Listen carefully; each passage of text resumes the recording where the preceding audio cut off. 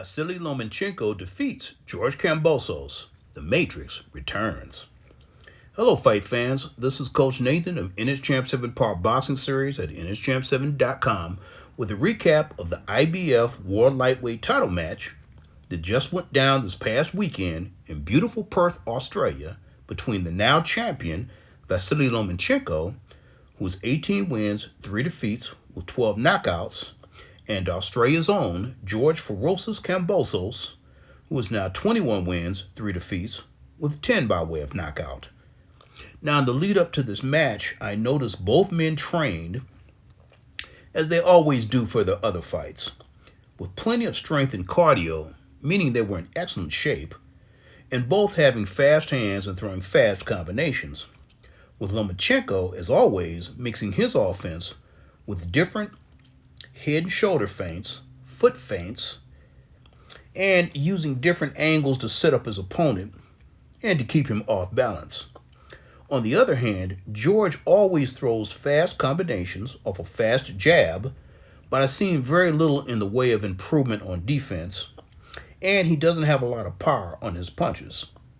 So I knew with that skill set, you really need to fight a smart, disciplined game plan to beat the more skilled, more experienced Lomachenko.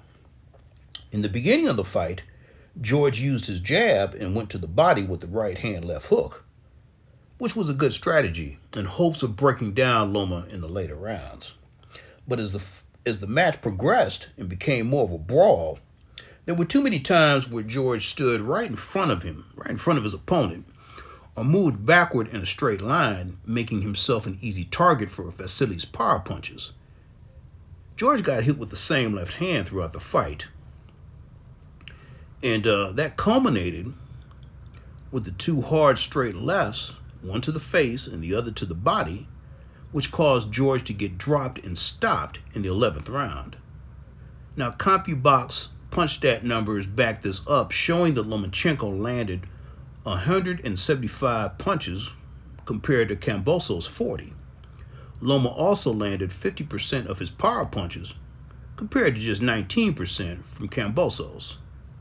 Now, although a lot of boxing critics after the fight are now raving about the return of vintage Lomachenko, and hence the title of this commentary, The Matrix Returns, and with all of his accomplishments, he's definitely a great fighter and a future Hall of Famer.